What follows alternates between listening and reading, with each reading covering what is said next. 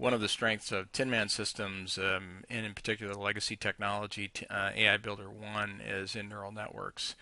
And so that's obviously a key part of AI Builder 2. AI Builder 2, as I think we've mentioned, as 85 components that can be used in systems that are created within the Builder environment. And one of those is a neural network. And this is a self-structuring, self-configuring neural network that takes in a set of feature vectors. We're just going to import some patterns here. There's a wizard dialog box that allows you to set the correct parameters in terms of how to read that data file. We're going to bring in a data file that has a number of classes and feature vectors, 100 feature vectors with 4 attributes. We're going to bring that in. You can see that the component has already exposed the 4 attribute inputs, sepal length, width, petal length, and width, and the 3 classifications that those attributes result in.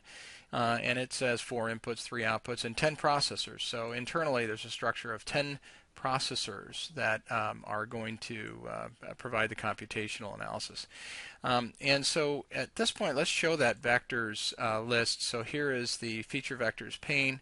Here are the 100 feature vectors, and the ones that are already in a state of computation where the target output is actually the classification required, then we have learned it already. But let's go ahead and just erase, reset that, and learn. And it gives us kind of a status. You can see some real-time updates of the component itself, and we're up to 92, 93, 94. Typically, a set like this would take maybe 30 seconds. That was 13 seconds.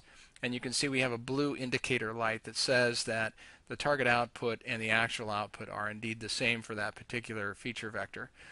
And so this one's learned. And the one thing that we can do now is when we select the feature vector itself within the worksheet pane here, it actually sets the input values of those attributes to this feature vector that we've selected. And now if I just use my arrow down key and I move through that, you can see that the input values are set to 5, 3.2, 1.2, and 0.2.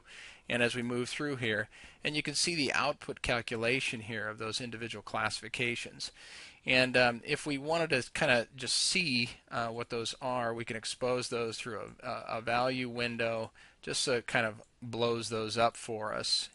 And we can also, let me just arrow through those as we watch those values change.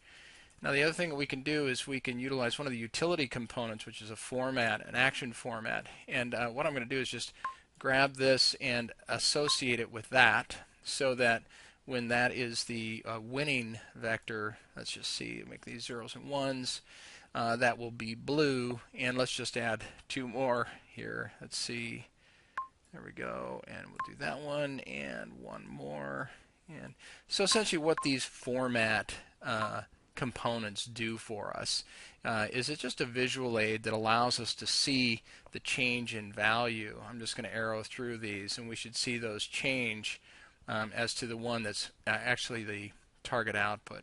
And this is a great way to kind of test and walk through your feature vectors to see which of those winning classifications have resulted from that computation.